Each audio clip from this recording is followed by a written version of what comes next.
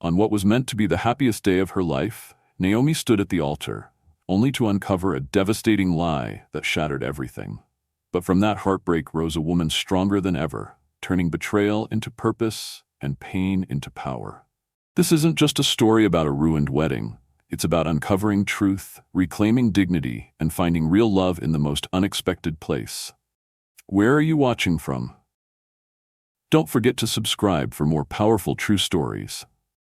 The morning sunlight spilled across my bedroom window like liquid gold, the kind of light that makes everything look softer, almost too perfect to be real. I stood in front of the full-length mirror, staring at the reflection of a woman I barely recognized anymore. Ivory satin hugged my figure, embroidered beads shimmered like stardust across the bodice, and the veil, God, the veil, floated behind me like a dream caught in motion. Today was supposed to be the happiest day of my life. Everyone said it. The tabloids called it the wedding of the season. My mother called it a fairy tale. But deep in the quiet corners of my heart, where no one could hear, something didn't feel quite right. I'm Naomi Adebayo, daughter of Joseph Adebayo, the man who built half of Atlanta's skyline with his bare hands and unbreakable will. Growing up, I had everything most girls only imagined in bedtime stories. Private tutors, summer estates in Europe, designer clothes before they hit the runways. But my parents, to their credit, never let me forget where they came from. My mother used to say, "Even diamonds come from pressure, Naomi. Never forget the earth you came from." And I didn't. I volunteered, I studied, I prayed. I tried to be more than just a last name. Love, though? Love always escaped me. Too many suitors saw my father's wealth before they saw me. Too many men measured my worth in headlines and inheritance. So I stopped trying. Until him. It started on a gray, rainy evening, the kind that smells like memories. I had just wrapped a late meeting about a school renovation project when my phone buzzed with a message request on Instagram. The name made my breath catch, Jordan Okoro. I hadn't seen or heard from him in almost 2 decades. We were kids then, 2 awkward, shy friends who chased butterflies and carved our names into the bark of my grandmother's magnolia tree. His family moved to England when we were 10, and after that, silence. No letters, no emails, just a gap in my memory where his laughter used to be. I almost didn't open the message. But curiosity has a way of whispering louder than fear. And when I did, it felt like 1,000 puzzle pieces clicked into place. He remembered the tree. He remembered the candy necklace I gave him before he left. He even remembered my favorite color, sage green.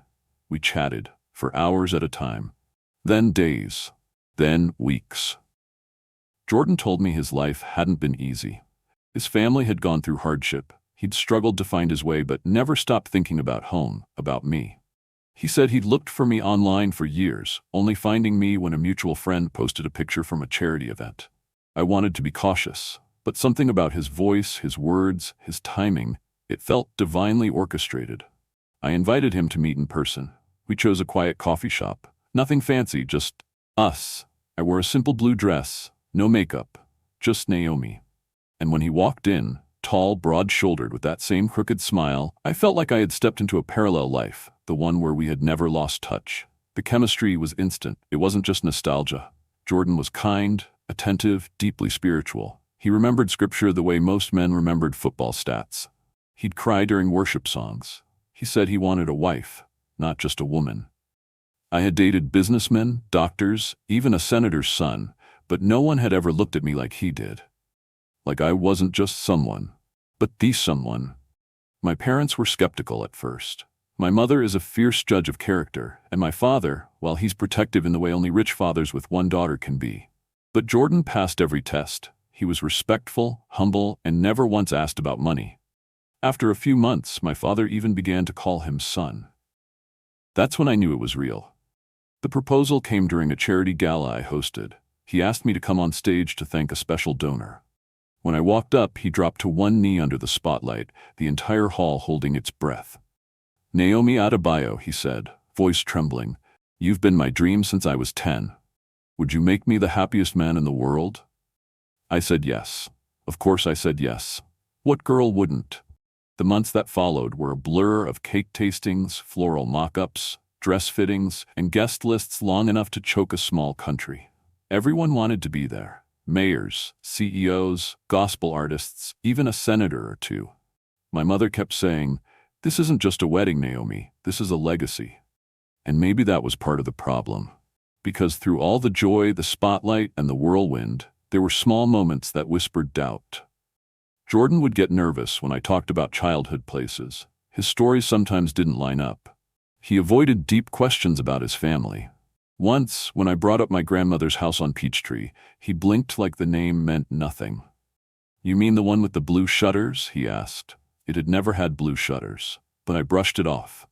I told myself it didn't matter. People forget things. Childhood memories fade. He loved me. That was enough. At least I thought it was. The night before the wedding, I couldn't sleep.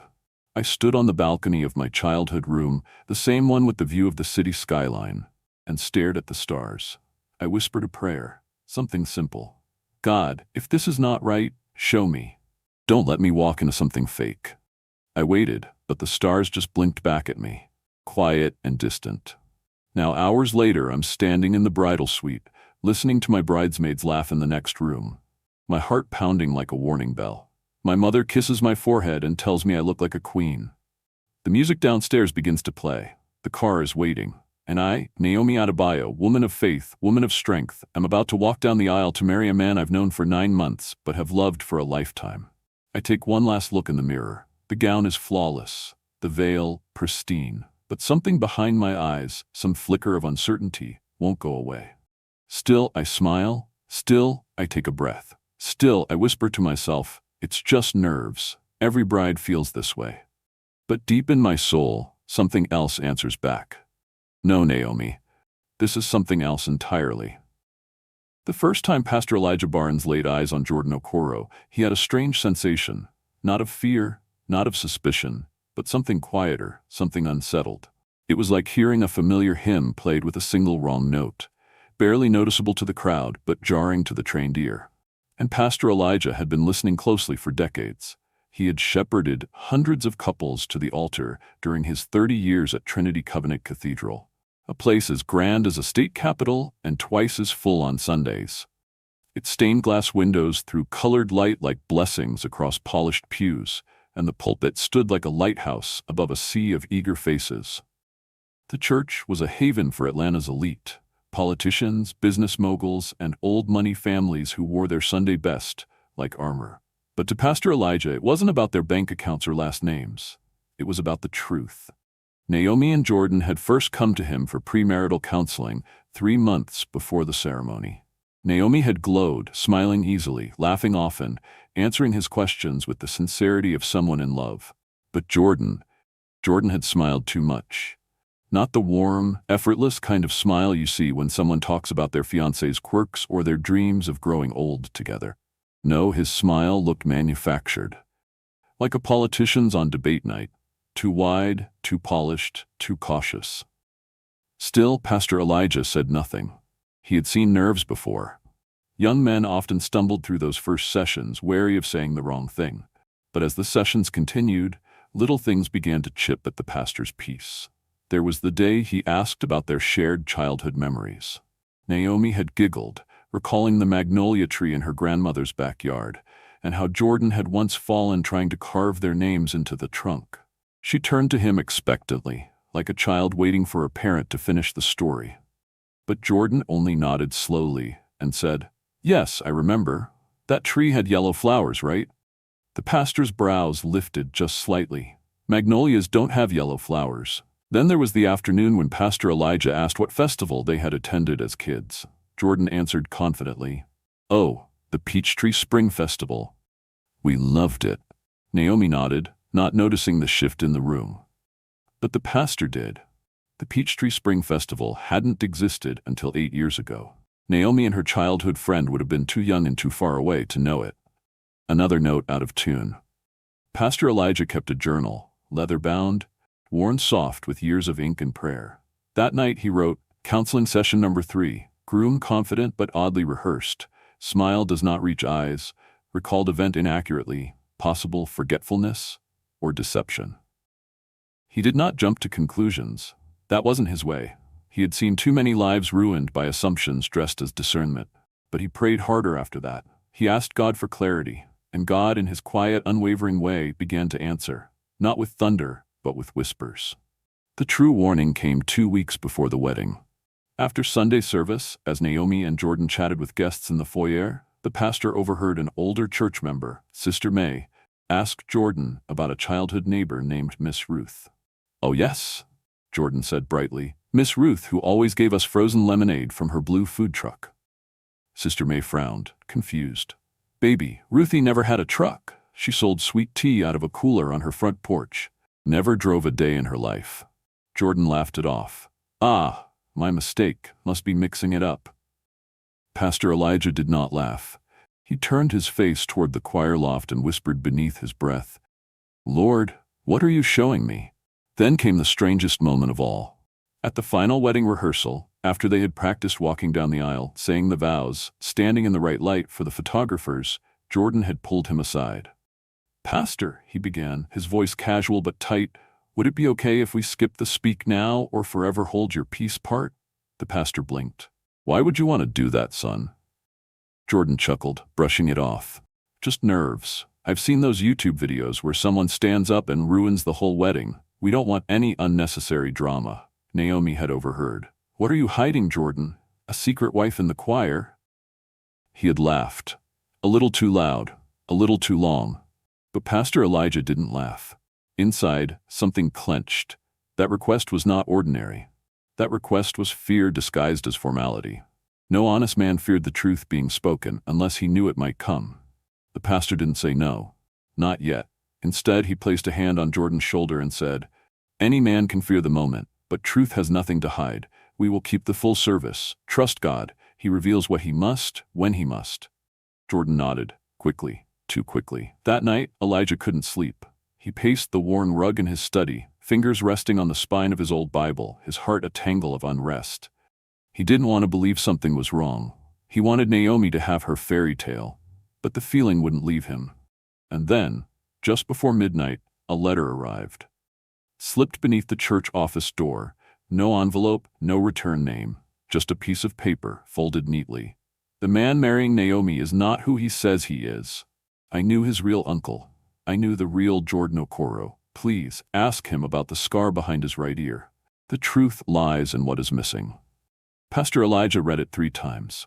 Then he sat, shoulders heavy. There were moments in ministry when God didn't shout, didn't strike with lightning, but instead handed you a thread and asked you to follow it. Carefully, patiently, without tearing it apart in haste. He didn't tell Naomi. Not yet.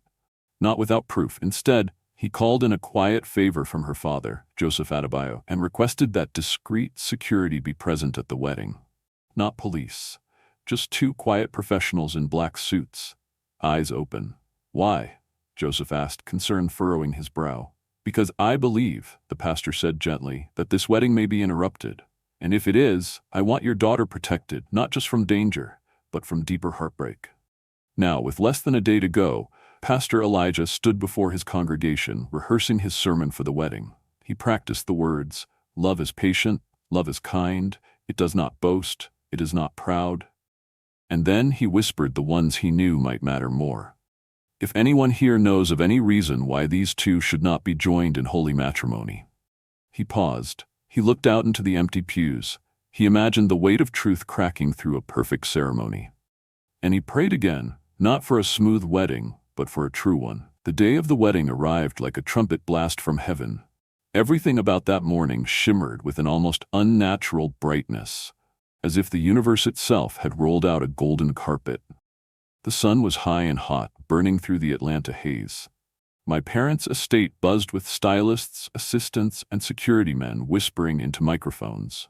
Everywhere I looked there were flowers, orchids, lilies, and cream roses imported from Italy, arranged into breathtaking arches and floating centerpieces.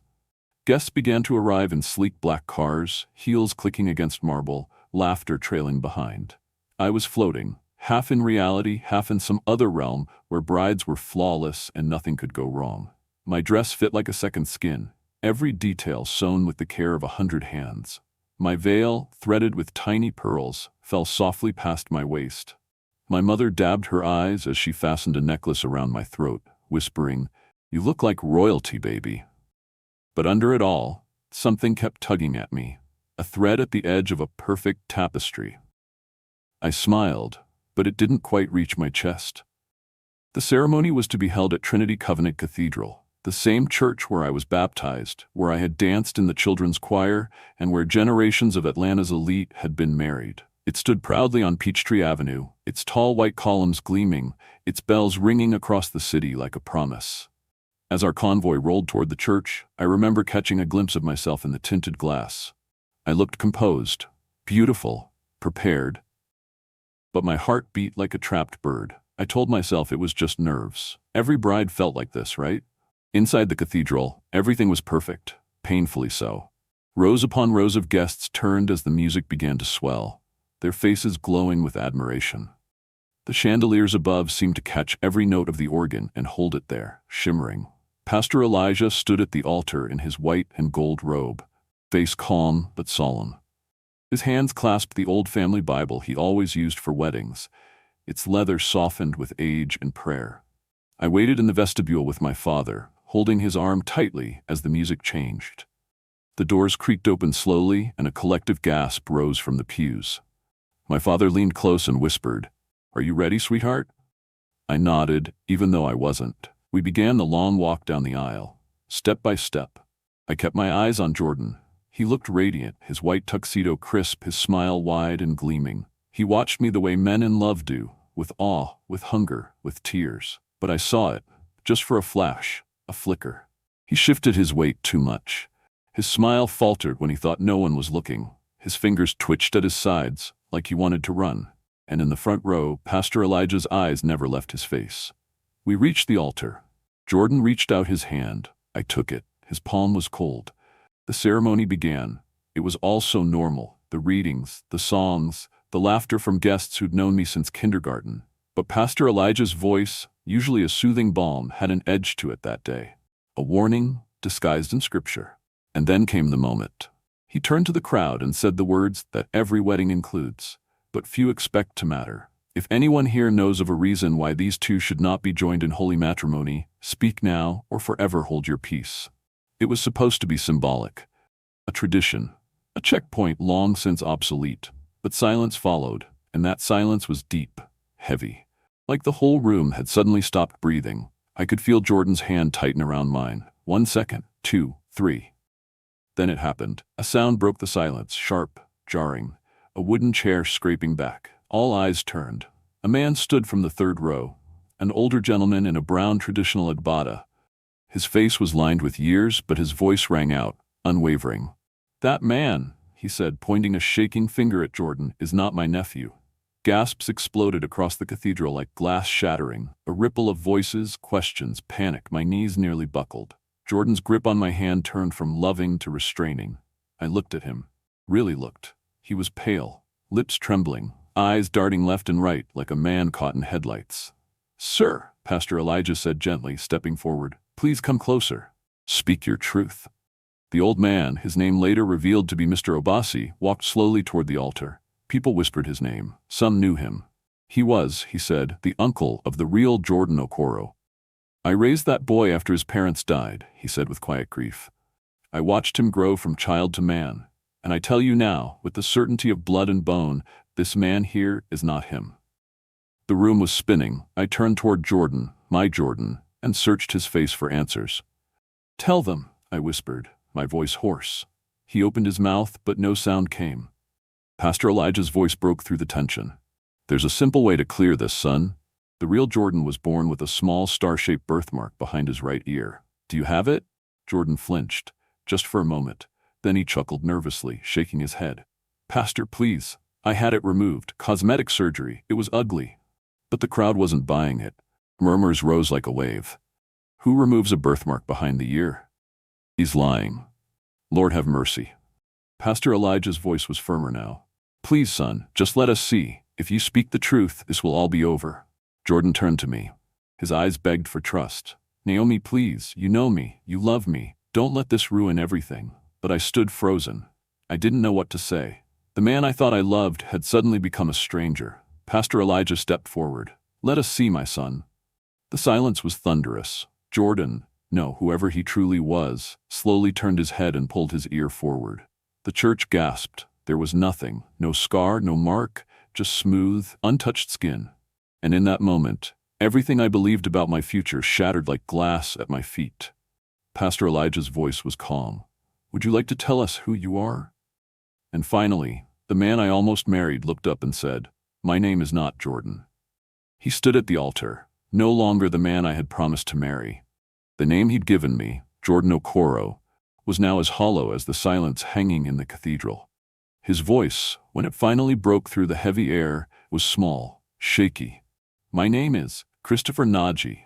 I remember the way his words cracked against the marble floor like broken glass.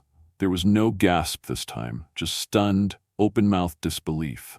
Someone near the back muttered, "God help us." Another woman crossed herself, whispering a prayer. But my heart was no longer reacting with panic. It was numb, quiet, like it had gone into hiding, afraid to feel anymore. Pastor Elijah took a slow breath. "Tell us everything, son." Christopher swallowed hard. The man who had stood so tall and confident in his designer tuxedo now looked like a scared boy in borrowed clothes. "I knew the real Jordan," he said, his eyes darting to the floor. "We met in college, in New York. We were roommates." He paused. The silence pressed on him like judgment. "I came from nothing," he continued. "My father died when I was 10. My mother worked 3 jobs just to keep us fed in Enugu. When I got that scholarship to study in the U.S., it felt like the heavens had opened. But life there," he shook his head. "Life wasn't easy.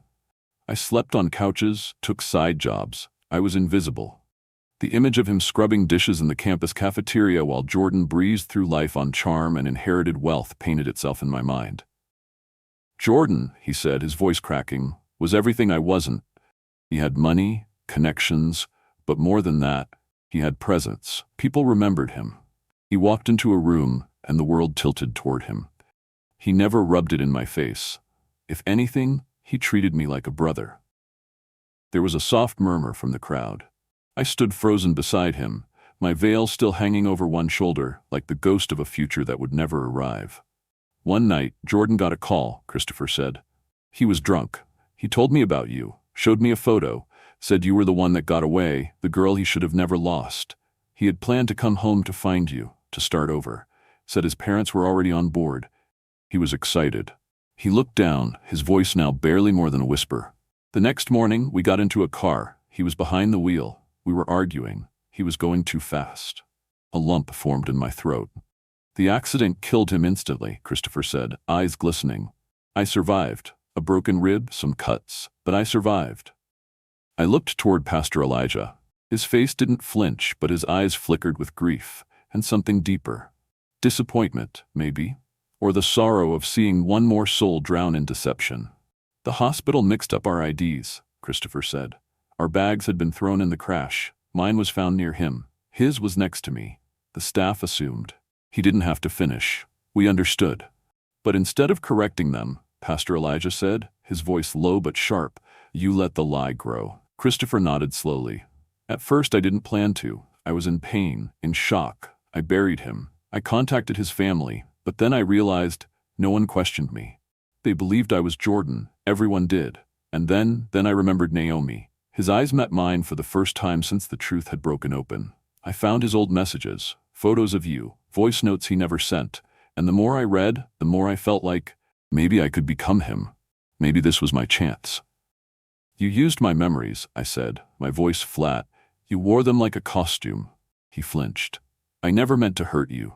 I convinced myself that I was honoring him, that I could give you the life he wanted to give. I thought, if I just loved you hard enough, maybe the lie would become real." "But it never did," Pastor Elijah said. "The truth always waits, patient, quiet, but never absent." The weight of it all landed squarely on my chest. I felt the betrayal in my bones, in my skin. I had let this man touch me, kiss me, whisper promises he had no right to give. I had handed him my trust like a gift, and he had gutted it. "I tried to tell myself it was love," Christopher whispered. "But the truth is, it was greed. Greed for a life I couldn't earn. A name that opened doors, a woman I didn't deserve." He dropped to his knees before the altar. "I'm sorry," he said, choking on the words. "I'm sorry, Naomi." But the apology felt like ashes in my ears. And then, Almost as if God himself had declared it enough, there was a sudden movement in the crowd. Two men in black suits, the same quiet guards my father had stationed at Pastor Elijah's request, stepped forward. One moved to each side of Christopher. Their faces were unreadable. He didn't resist. His shoulders slumped. He stood slowly, no longer trying to argue or defend or beg. He looked at me once more, eyes hollow with a sadness I couldn't bear to understand. They walked him out the side door of the church in silence, and with him the lie left too. I didn't faint, I didn't cry, I didn't scream. I simply stood there, the echo of "I'm sorry" still hanging in the air. Pastor Elijah turned to me, gently reaching for my trembling hands. "My dear," he said softly, "you are not broken. You are revealed." His words became an anchor.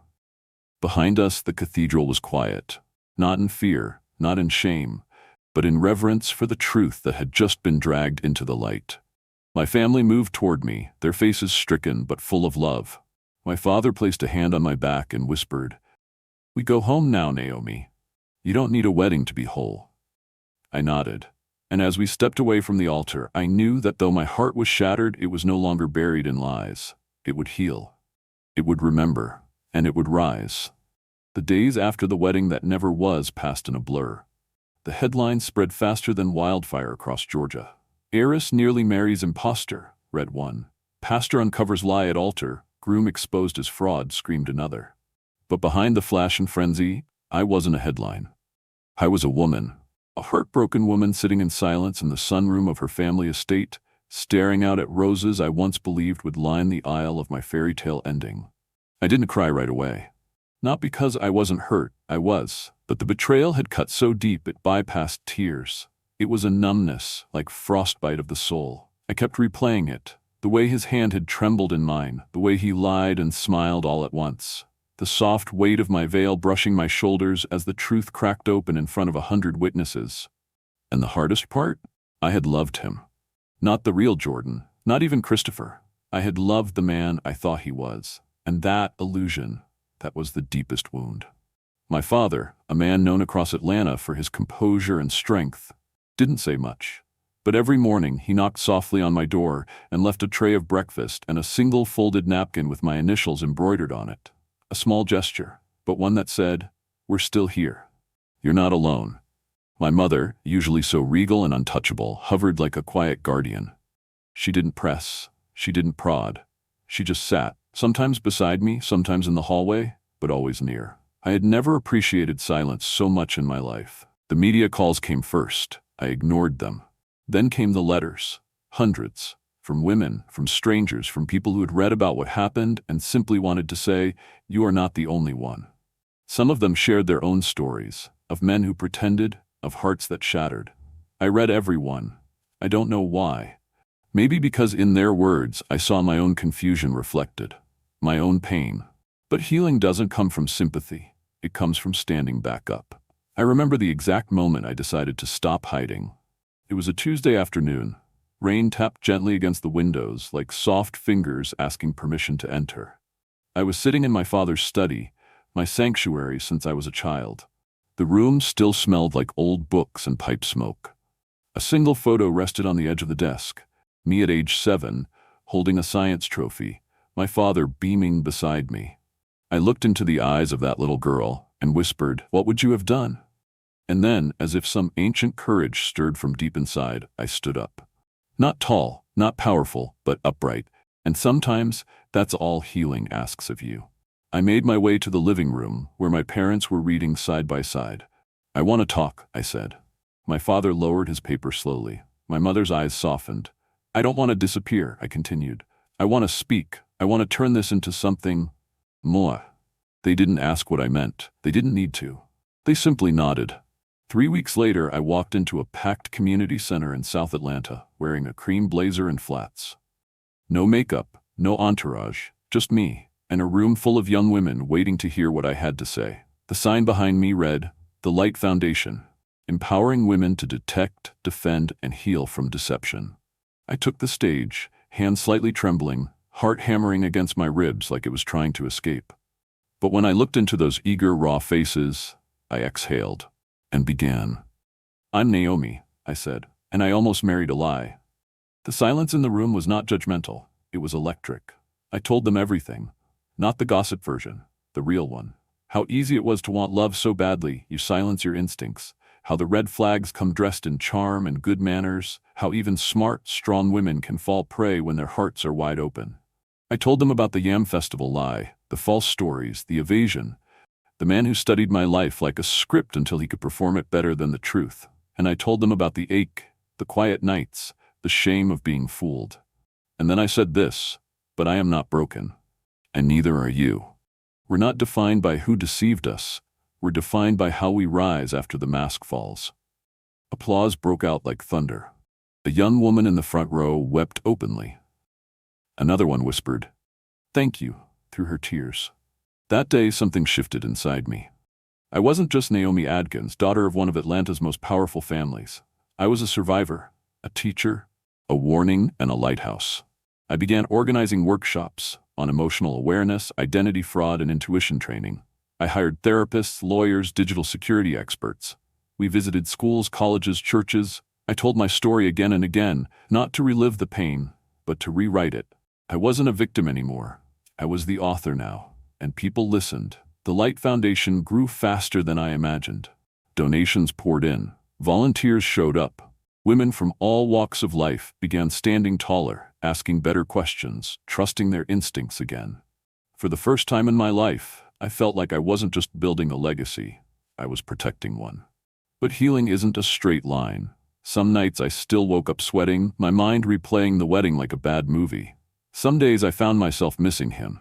Not the real man, but the gentle voice he pretended to have. The phantom kindness. The illusion of being loved completely. But I had learned to sit with that ache, to talk to it like an old friend who visits less and less over time. And through it all, Pastor Elijah stood by me. He visited often, sometimes with scripture, sometimes just to sit with tea and silence. One afternoon, he handed me a small wooden cross. "This belonged to my grandmother," he said. "She believed God doesn't waste pain, only people do." I kept it on my desk. Months passed, seasons shifted. And one day, while sitting on the foundation's porch watching volunteers sort books for our next school drive, I realized something strange. I was happy. Not the wild, passionate storybook kind of happy, but a quiet, grounded joy that comes from knowing who you are, even after the world tried to unravel you. I was not a bride left at the altar. I was a woman who had caught the lie before it stole her life. And now, I was showing others how to do the same. 6 months had passed since that unforgettable day at Christ the Redeemer Church. The city of Savannah had long returned to its familiar rhythm. Honking cars in downtown traffic, the laughter of children darting across sidewalks, the scent of blooming magnolias drifting through the early spring air. But inside me, something had shifted forever. I was no longer defined by the woman who had been nearly fooled at the altar. I was becoming someone new, someone forged in the furnace of humiliation and heartbreak, now rising with purpose and clarity. Each morning, I woke with intention, not just to survive the day, but to give it meaning. My work with the Light Foundation had grown into a full-blown mission. We had opened a second location in Atlanta, and I found myself traveling back and forth between cities, speaking at universities, training volunteers, and sitting across from young women who whispered secrets they had never dared tell anyone. But for all the applause and progress, there were still quiet moments when I questioned everything, especially love. That word, once so sweet on the tongue, now felt foreign and heavy. I often wondered if it would ever feel light again. Could I trust someone? Could I let my heart open without fearing it would be weaponized against me? I didn't have an answer, so I stopped asking the question. Until that one afternoon at Memorial Grace Hospital. It wasn't meant to be anything special. I was there for a book donation. We had partnered with a literacy program to provide reading materials for underfunded children's wards. I wore a plain white blouse, light jeans, and sandals. No makeup. My hair pulled back into a simple braid. I didn't expect to run into anyone, let alone him. I was trying to carry a box of hardcovers, too heavy for one person, but I was stubborn. The cardboard strained in my arms. My footing slipped slightly. I winced, preparing for impact. "Whoa, here, let me help you with that." The voice was soft, grounded, like oak bark and warm tea. I turned. There he was. Not tall and striking like Christopher had been, not dressed in a designer suit, no dazzling smile, just a man in hospital scrubs and a worn volunteer badge that read, Daniel L., pediatrics assistant. His hands were rough from work, his shoes were scuffed, but his eyes, kind, steady, present. "Thanks," I managed, a little breathless as he easily lifted the box from my arms. "You looked like you were about to lose a toe," he said, grinning. "Books are heavier than they look." I laughed, a genuine, unforced sound I hadn't heard from myself in a while. I always overestimate my strength. "Well, it happens to the best of us," he said. "I'm Daniel."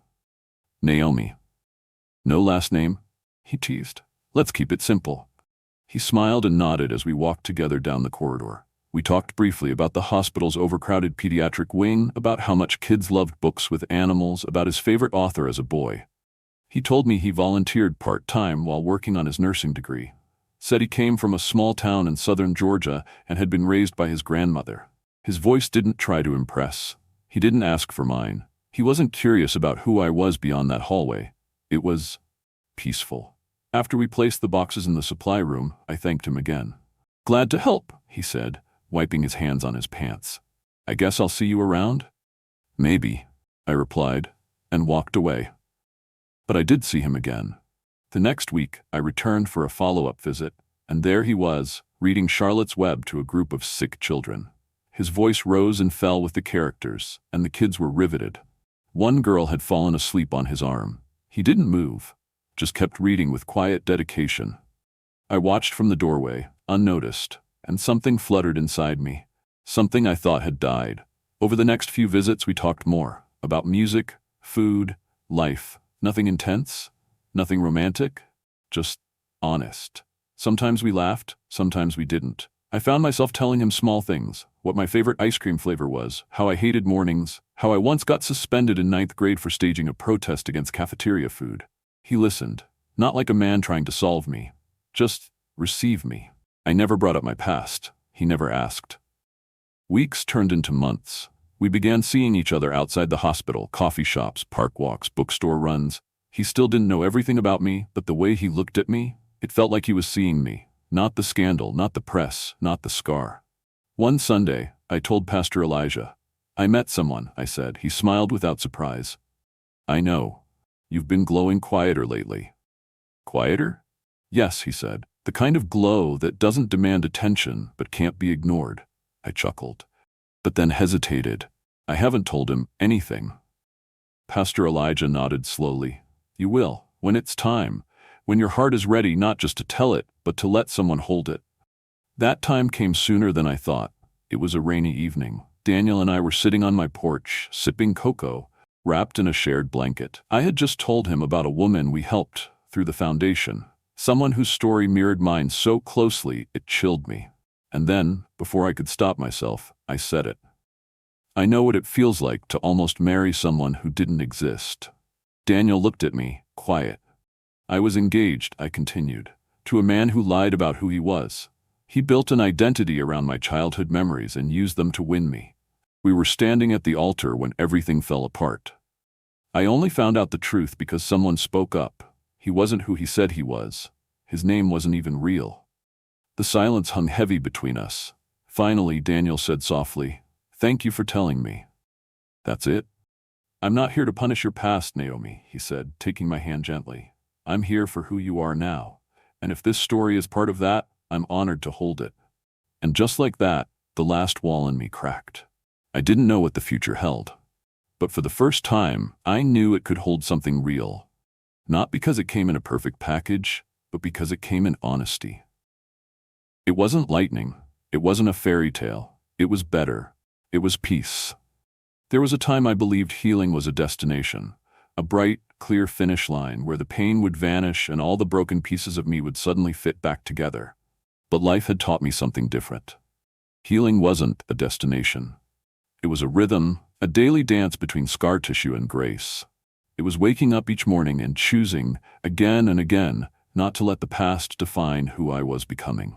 By the time fall settled over Savannah, with its golden leaves and gentle winds, my heart had grown quiet, not numb, not empty, but peaceful. Daniel and I continued seeing each other. No grand declarations, No rushing. Just a steady, unfolding companionship that felt more like home with each passing week. One Sunday afternoon, we found ourselves walking through a local art fair. Children were running between booths, their hands sticky with cotton candy. An old jazz band played in the background. I was looking at a painting of a cracked vase with flowers blooming through it when Daniel quietly said, "That's you." I blinked. "What?" He pointed at the painting. "You, cracked, but somehow still blooming." For a moment, my throat tightened.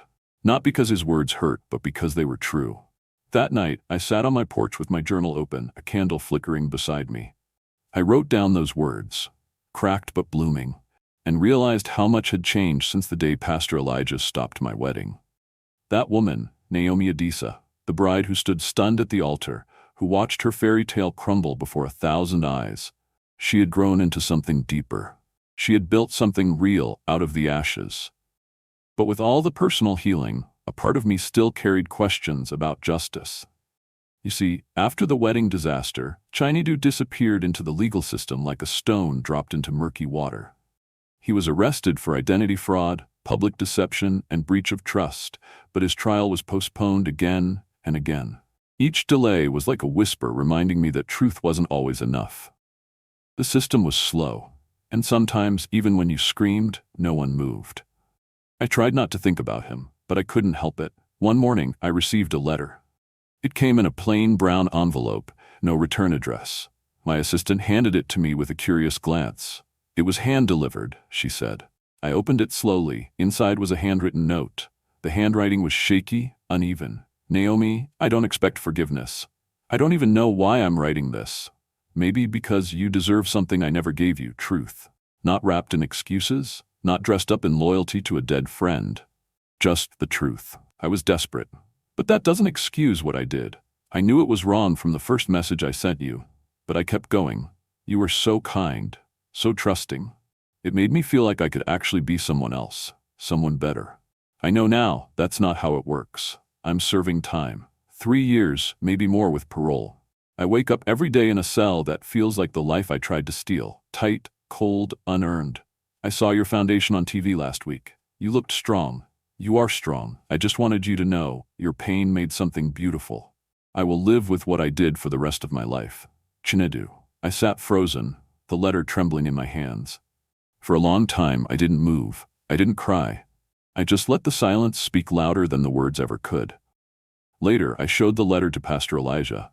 He read it quietly, then folded it and placed it on the table beside us. "What do you want to do with it?" he asked. "I don't know," I whispered. "A part of me wants to burn it.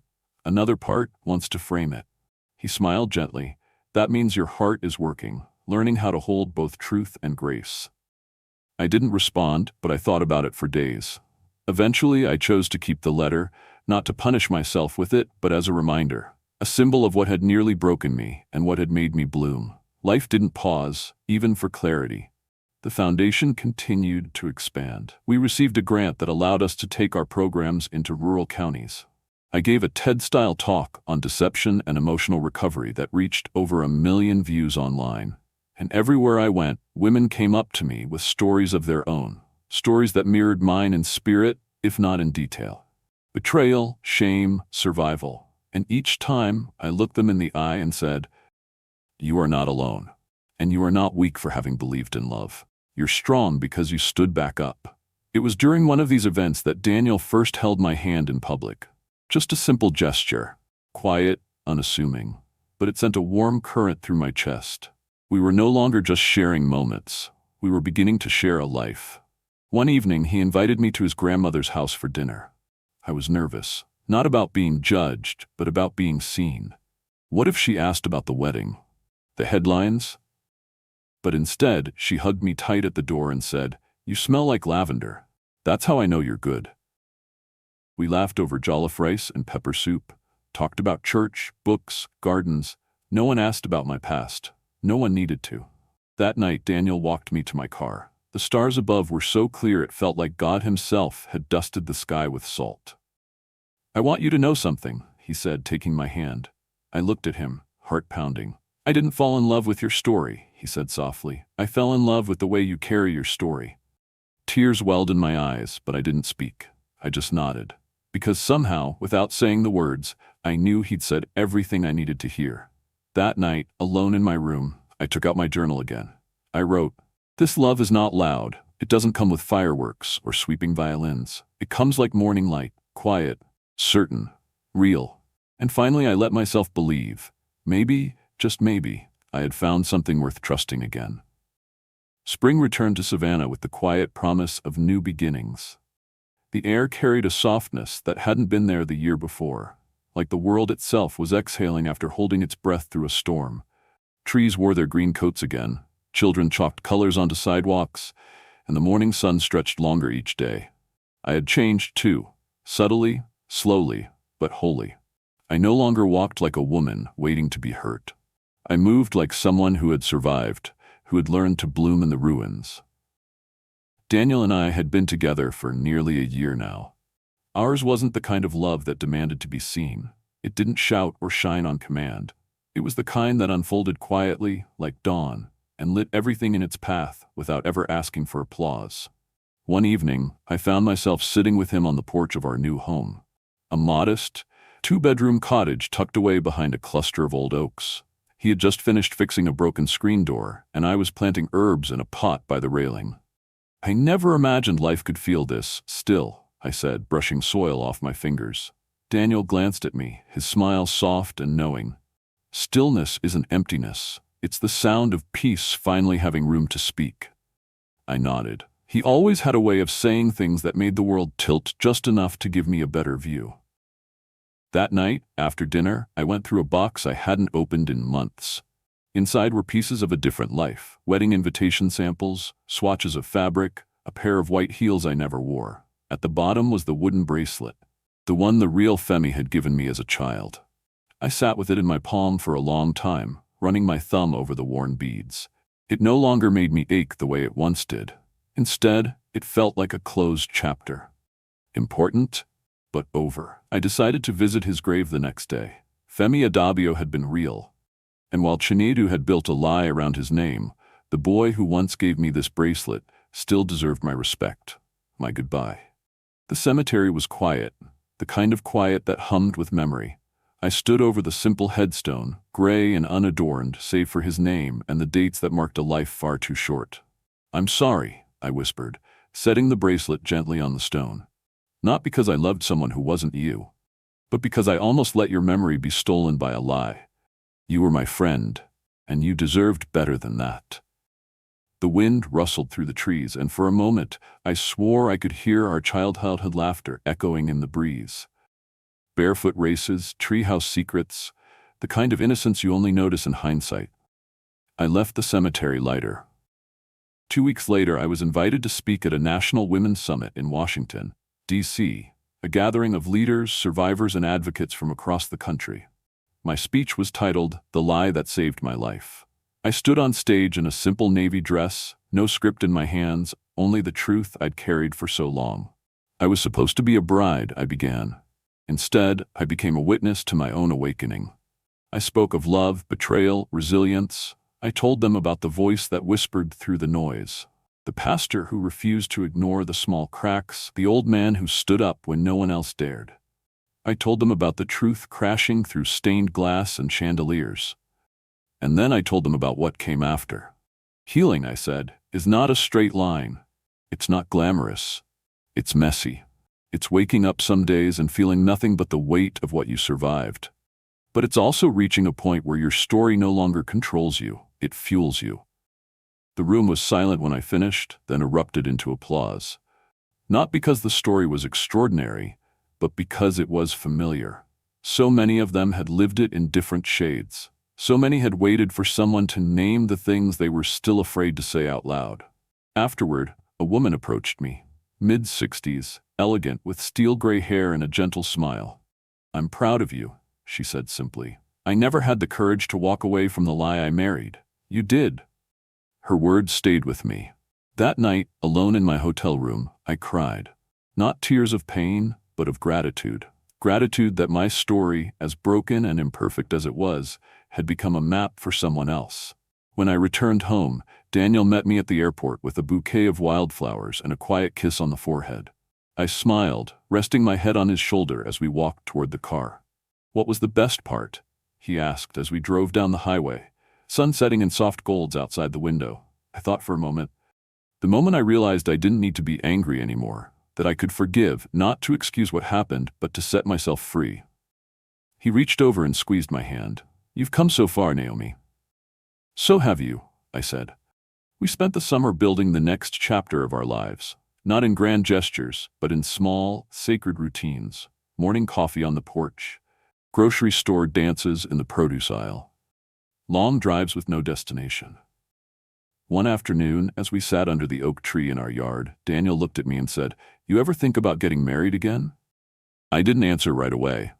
I stared up at the leaves, dappled in sunlight, and took a long breath.